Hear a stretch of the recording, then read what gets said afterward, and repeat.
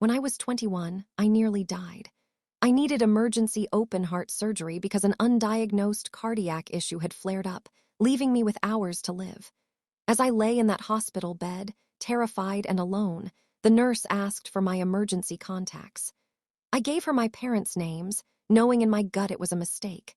They were on vacation, always on vacation. When the nurse finally reached them, they told her they couldn't come because it would ruin the mood of their trip, and they'd check on me when they returned. I survived that surgery, but I flatlined twice, and when my parents finally showed up a week later, they didn't offer comfort. They complained about how stressful it had been to get the call during their vacation. That was the moment I died to them, long before my heart stopped beating for the final time in that operating room. Fast forward 5 years, and those same parents are currently standing outside my house, pounding on my door and begging for my help. They haven't seen me since I went fully no contact shortly after that recovery period. They have no idea about my success, my life, or the boundaries I've built.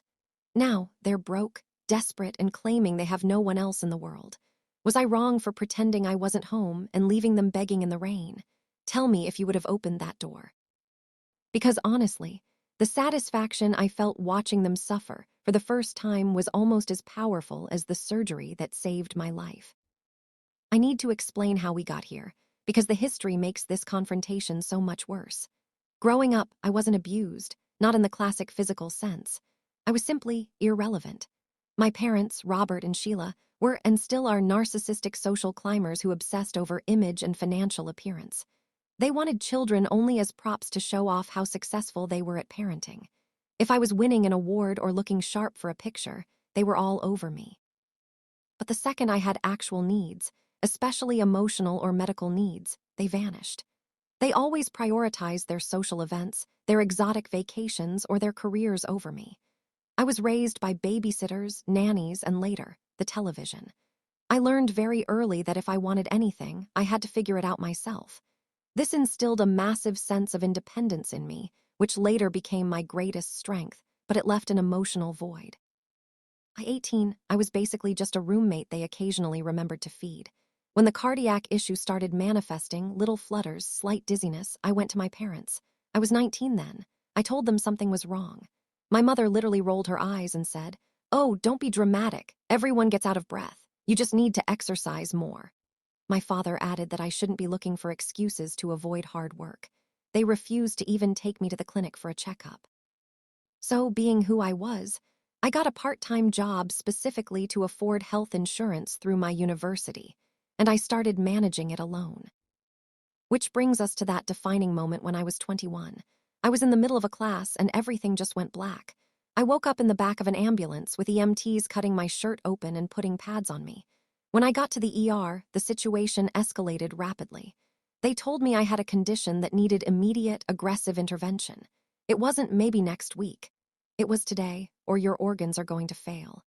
The fear was blinding. I was alone, and despite how they'd always treated me, in that moment, I reverted to a terrified child who just wanted their mother and father. The head nurse, a wonderfully kind woman named Martha, was the one who placed the calls. My parents were on a luxury cruise. When Martha finally got them on the satellite phone, she put them on speaker for me. My mother's voice didn't express concern. She expressed irritation at being reached during dinner. Martha explained the severity of the situation, emergency cardiac intervention. My mother's response, etched forever in my mind, was, "We're on a cruise in the Mediterranean. We can't just leave asterisk. You said he's being treated, right? Then he's in the best hands. Please tell him we love him and we will see him in 10 days when we dock in Florida. This is just so inconvenient." My father chimed in, saying he was sure I'd be fine and they couldn't afford to lose the booking fee. I lay there, hearing my mother tell the nurse not to call back unless something changed, and my heart literally and metaphorically broke. I signed the consent forms alone. The only person with me before I was wheeled into surgery was Martha, who held my hand. The surgery was brutal. My heart stopped twice. I spent 3 days in the ICU, mostly unconscious. During that time, my parents called 0 times to check in. When I finally came around, standard post-op care began, and I was so weak I could barely lift a straw to drink. About 5 days post-surgery, I was moved to a recovery ward. Martha was still my angel, but the physical reality of my condition was awful. When my parents finally did appear, nearly 10 days later, they didn't look relieved I was alive. They looked annoyed. They breezed into the room, complaining about the drive from the cruise port. My mother glanced at my scar. It was long and raw and said, "Well, that looks nasty. Did they say if it will fade?" They didn't ask if I was okay. They didn't ask how it felt to die. Instead, my father pulled up a chair and the first thing he said was, "Do you know how expensive that cruise was?" It really took the joy out of the end of the trip, wondering if you were okay. And then we had to rearrange everything to drive down here. It's been very stressful for your mother. That was it. I didn't cry. I think I was too empty for that. I looked at these people, the two who had brought me into the world, and I realized they were strangers. I was an accessory to them, an inconvenience. I realized in that sterile hospital room that if I ever wanted to be happy, if I ever wanted to respect myself, I could not have them in my life. So that's the situation I was in. I recovered alone, paid for everything alone, and I finally cut them off. Since then, I've built a completely different life, but now they're back. They're standing right outside my door, begging for my help, and I have the power to just not answer.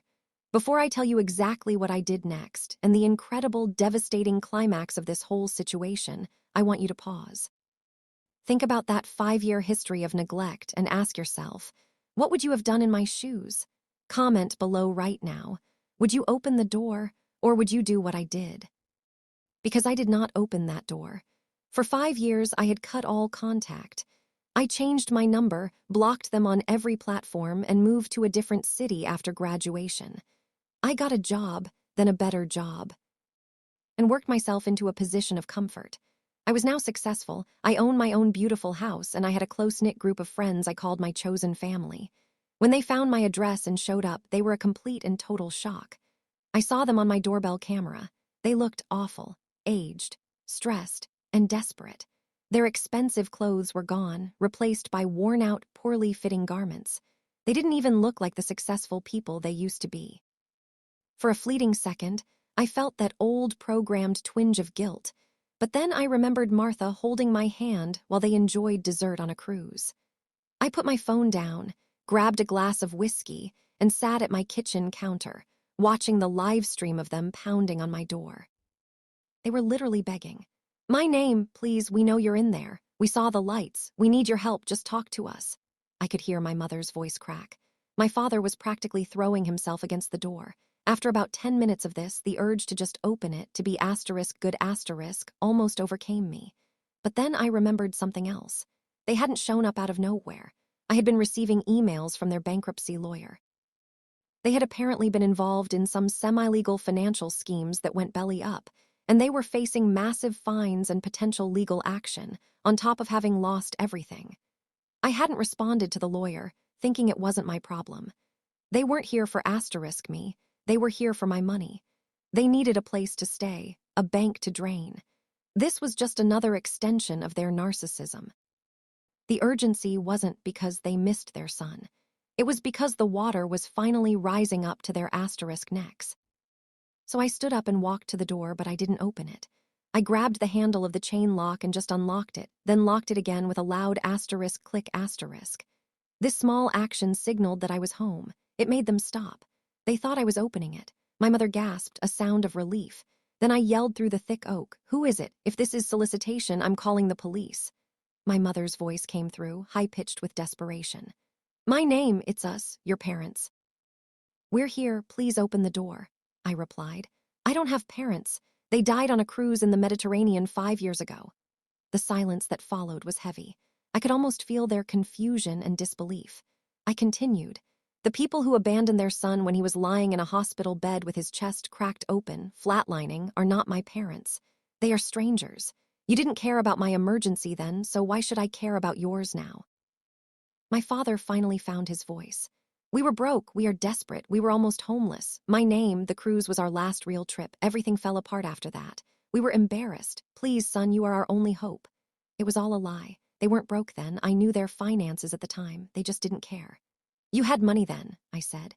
"You just didn't want to spend it on your dramatic son. You let me face death alone rather than shorten your vacation. Now I have my own life. A life I built because I realized I couldn't depend on anyone but myself. And I am certainly not going to open my door, or my home, or my wallet to the two people who showed me the absolute darkest and cruelest side of humanity. Then came the climax, the moment I finally broke them the way they had broken me. My mother tried one final manipulation. But you're our son, you owe us. If you don't help us, we don't have anyone else. We have asterisk nothing. We will be on the street. Do you want that on your conscience? I actually laughed. It was a cold, hard sound that echoed in the small hallway. My conscience. My conscience is perfectly clear, Robert and Sheila. I learned how to deal with asterisk nothing when I was 21, remember? I learned that I didn't owe you anything. You taught me that your convenience and happiness are the only things that matter. I am simply applying that lesson back to you. Your desperation is simply not my problem.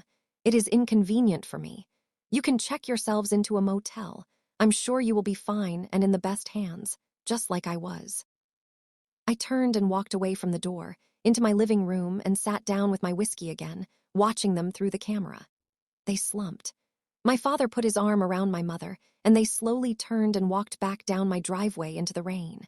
I knew I wouldn't be seeing them again. And for the first time in 5 years, that hollow feeling from the hospital was finally, completely gone.